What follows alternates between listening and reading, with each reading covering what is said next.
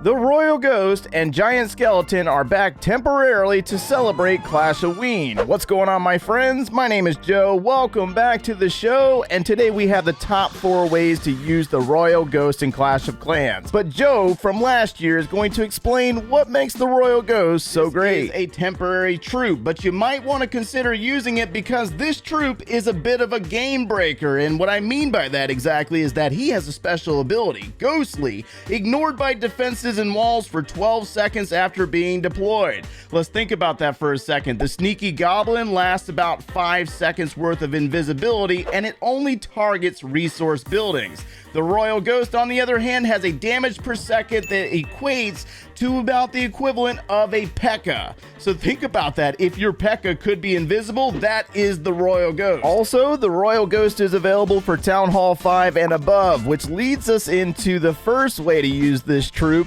trophy pushing. As a Town Hall 14 last year, I was able to push all the way to number 8 in the United States with the Royal Ghost, which is kind of ridiculous, but not as impressive as our good friend Clash Bashing, who pushed for over 24 hours on a Town Hall level 6 to Legends League. The second way players were using the Royal Ghost last year was in Clan War, as seen in this past footage. Now beware, you're more than likely gonna see more than one barracks, but that doesn't necessarily matter. It doesn't alter how the Royal Ghost was used. So what he's basically going to do in this Town Hall 11 attack is use the Royal Ghost around the outsides of the village to pick off buildings. Now, most of this army is Royal Ghost with bat spells in the composition. I've been seeing this at multiple Town Hall levels to include 11, 12, 13, and even Town Hall 14s using armies similar to this. So he's got Royal Ghost used to clear out buildings and defenses around the outsides,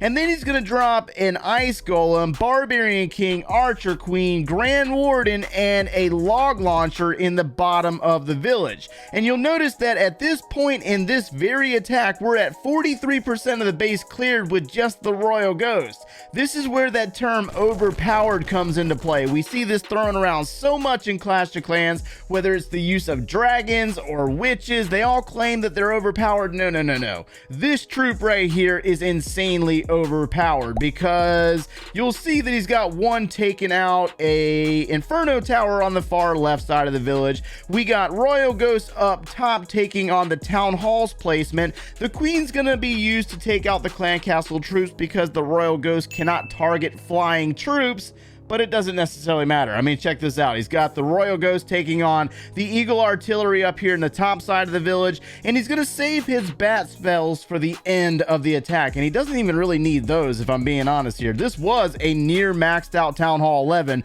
being taken out mostly by the Royal Ghost. The Royal Ghosts are going to finish up on a bomb tower. Here comes the bats from the upper right flank, taking on the final defenses and swag free spells. So, I mean, come on. Now, I'm sure there's players out there that have yet to complete the single player mode and get all those free resources. So the third way to use the Royal Ghost is to complete your Goblin Map. I must forewarn you when it comes to the use of the Royal Ghost is skeleton traps. My goodness, the skeletons will slow your Royal Ghost down so bad, but at the same time, I mean, you could bring some bats or something and finish up these attacks relatively quick. Now, I've been working my way through a bunch of these already, and I've knocked out quite a few with just the Royal Ghost and bat spells. So let me show you how this could go down. Let's go ahead and just drop a bunch of our bat spells and freeze this wizard tower. My goodness, slow down there, bud, with the freeze spell. But regardless, the bats will finish up while the Royal Ghosts go around and pick off some additional defenses.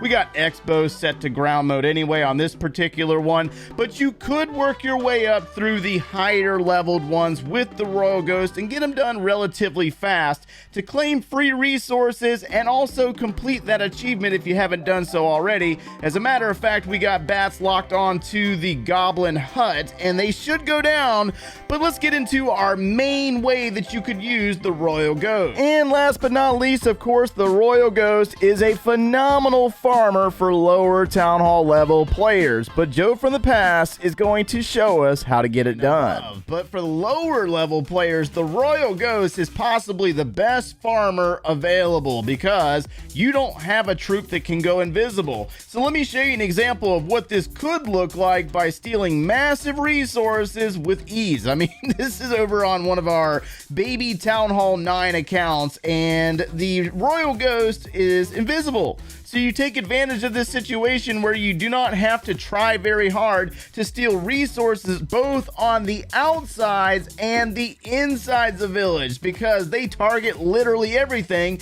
They are invisible to those defenses and they're invisible to those walls. So you can go in on other players' villages and steal the resources from their storages without even really having to try. You can even take down in 3-star bases and trophy push if you wanted to, if you are a lower level player. Now again, the Royal Ghost is available for barracks level 7 and above, so like Town Hall 5 and above. So take advantage of this situation, because for the next couple of weeks you could steal some massive resources down at lower Town Hall level. But what about the giant skeleton, you might ask? Well, he's alright.